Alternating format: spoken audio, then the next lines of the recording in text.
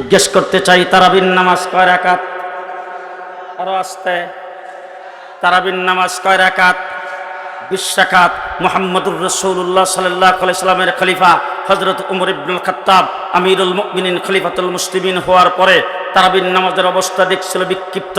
কেউ পড়তো একা একা, কেউ পড়তো জামাতের সাথে, কেউ পড়তো নামাজের প্রথম রাত্রিতে, কেউ পড়তো শেষ রাত্রিতে, কেউ এশার নামাজের পরে কিছু কইরা তারপরে চলে গেছেন।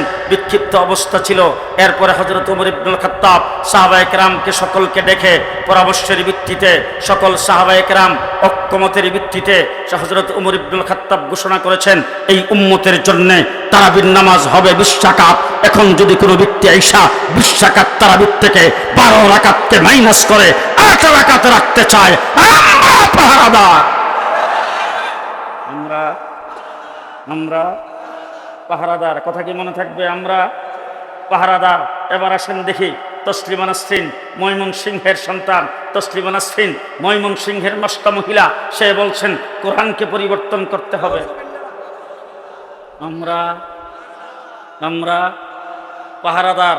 বাইতুল মুকাররমের খতিব ওবাইদুল হক সাহেব মসজিদের মেম্বার থেকে হুঙ্কার দিয়েছে, সারা বাংলাদেশের মানুষ উত্তপ্ত অবস্থায় কোরআন হেফাজতের জন্য রাস্তায় নেমে আসছে। আমরা পাহারাদারি করেছি।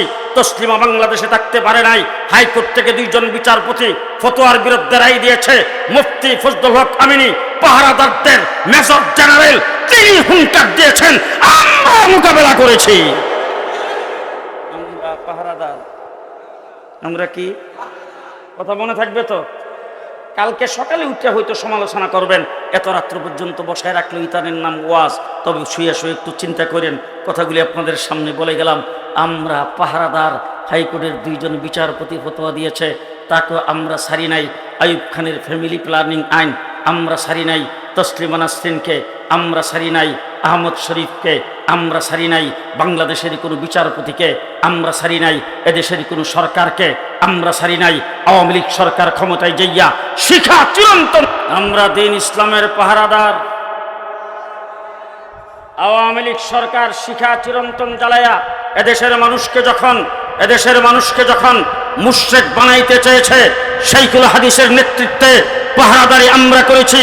শাহবাগে নাস্তিকার মুরতাদরা একত্রিত হয়ে আল্লাহ রাসূলকে যখন গালি দিয়েছে, এদেশের স্বাধীনতার সার্বভৌমত্বের উপর যখন আঘাত করেছে, আল্লামা আহমদ শফীর নেতৃত্বে শাপলা চত্বরে রক্তের বন্যা বসে আমরাই পাহারাদারি করেছি।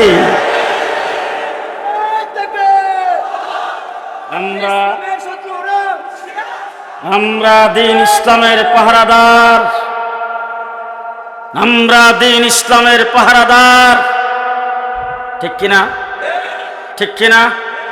2021 সালে আমার বাংলাদেশের স্বাধীনতার 50 বর্ষপূর্তি পালনের জন্য এই দেশে কসাই মোদি, যার হাত বাবরি মসজিদ, যার হাত দিয়ে ভেঙেছেন, বাবরি মসজিদকে যিনি গুড়িয়ে দিয়েছেন, গুজরাটে মুসলমানদেরকে কুচকাটা করেছেন, কাশ্মীরের মুসলমানদেরকে রক্তের বন্যা বসাইছেন, ভারতের মুসলমানদেরকে নাগরিকত্ব ক্যান্সেল করে তাদেরকে দেশ থেকে ভাগাইবার পায়তারা করেছেন, সেই মোদিকে বাংলাদেশে এনে দেশকে যারা নাপাক করতে চেয়েছে, জেল জুলুম নির্যাতন ভোগ করেছে, মোদিকে বাংলার মাটিতে বরদাস্ত করি নাই। আমরা পাহারাদার। আমরা পাহারাদার। এবার জিজ্ঞেস করতে চাই, কোটা কি কওমি মাদ্রাসার ছাত্রদের জন্য দরকার? কওমি মাদ্রাসার ছাত্রদের জন্য কোটার দরকার নাই, কারণ কওমি মাদ্রাসার ছাত্ররা চাকরি করেও না, চাকরি পাইলেও যা, না পাইলেও থা, চাকরি গেলেও যা, থাকলেও থা। কওমি মাদ্রাসা চাকরির জন্য লেখাপড়া করে না, কওমি মাদ্রাসার ছাত্ররা চাকরির জন্য পড়ে না।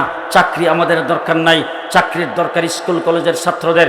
তারা যখন বৈষম্য বিরোধী আন্দোলনে নামছেন, তারা যখন কোটার বিরুদ্ধে আন্দোলনে নামছেন, রক্ত দেওয়া যখন শুরু করেছেন, আবু সাইদ যখন বুক টান করে বন্দুকের গুলির সামনে দাঁড়ায়া নিজের জীবনকে বিলীন করে দিয়েছেন, আমার কওমি মাদ্রাসার ছাত্ররা তাদের কাঁধে কাঁধ মিলে রাস্তায় নেমেছেন। 800 ছাত্র নিহত হয়েছে, শাহাদত বরণ করেছেন, তার মধ্যে 84 জন কওমি মাদ্রাসার ছাত্র।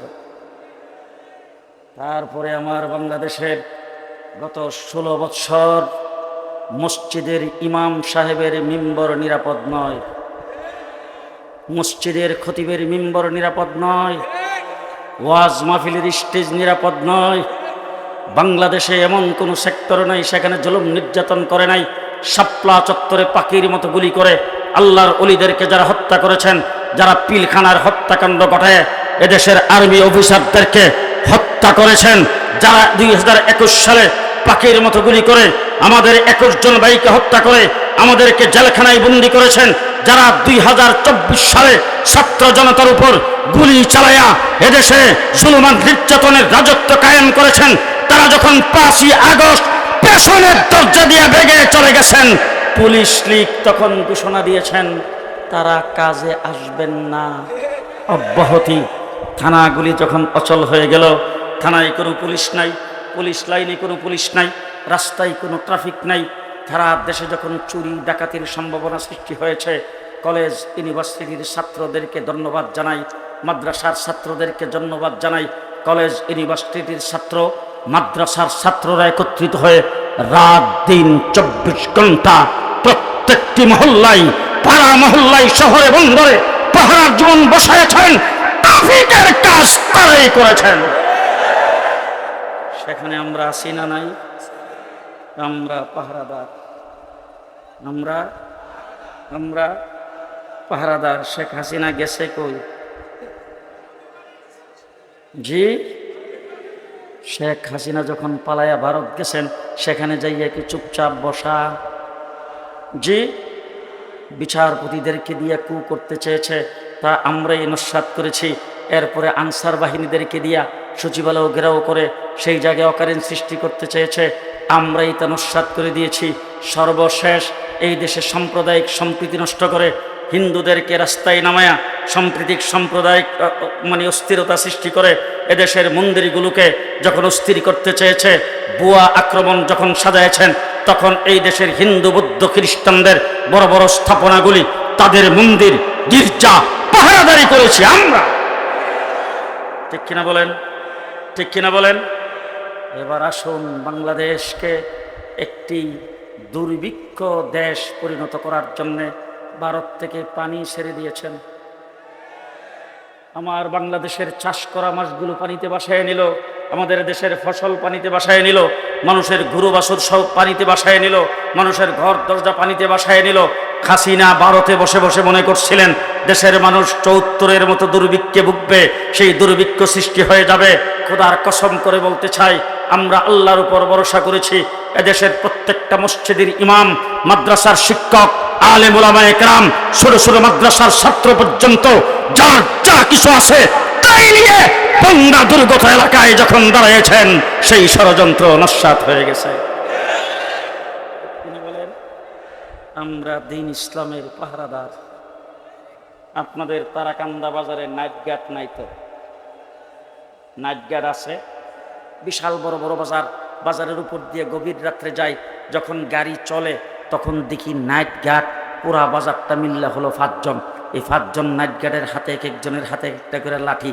রাত্রে 2টা, 2:30, 3টা যখন বাজে, তখন তারা রাস্তার কিনারে আইল্যান্ডে দোকানের সামনে বসে বসে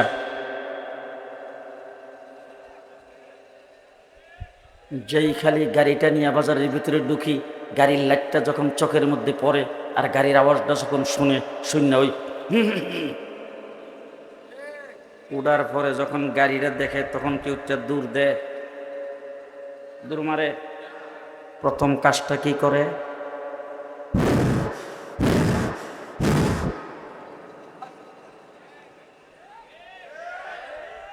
একজনে বাসি ফু দিছে আর বাকি 4 জন দৌড়ে এসা গাড়ির চতুর্দিকে ঘেরাও।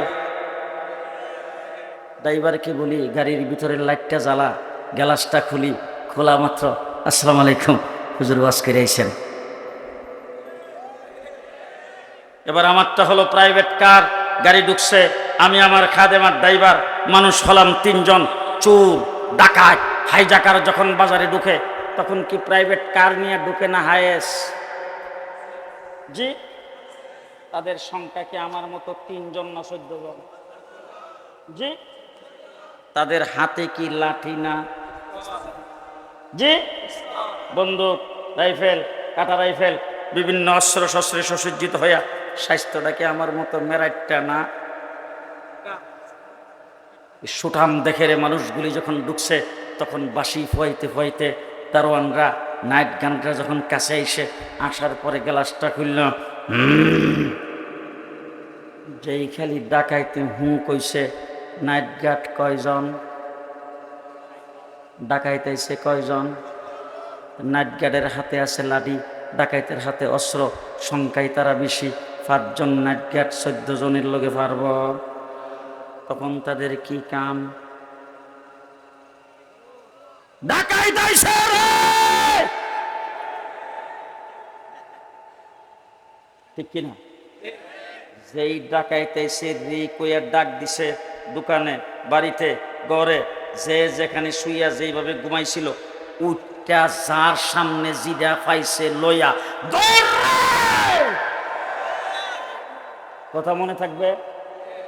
আমরা হলাম নাইট গার্ড, আমরা নাইট গার্ড। তসলিম আসছে, আমরা ডাক দিয়ে বলছি ডাকাইতাইছে রে, আপনারা বলছেন দর রে। হাইকোর্ট থেকে 2 জন বিচারপতি ফতোয়ার বিরুদ্ধে রায় দিছে, আমরা বলছি ডাকাইতাইছে রে, আপনারা বলছেন দর রে।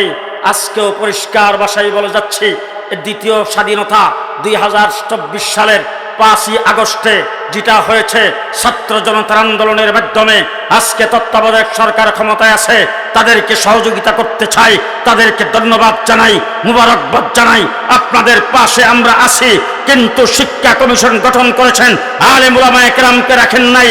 যদি আবার আওয়ামী লীগের মতো ইসলাম বিরোধী শিক্ষানীতি প্রণয়ন করা হয়, বাংলাদেশে যদি নাস্তিক আর মুরতাদরা আবার যদি মাথা উঁচু করে দাঁড়ায়, আমরা বলবো ডাকাইতাইছে রে, আপনারা বলবেন দর রে।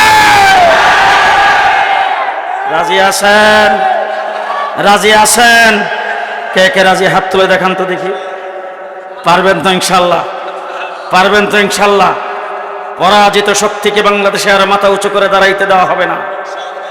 যারা গর্তের ভিতরে ঢুকে গেছেন তাদেরকে গর্তের থেকে আর উঠতে দেওয়া হবে না।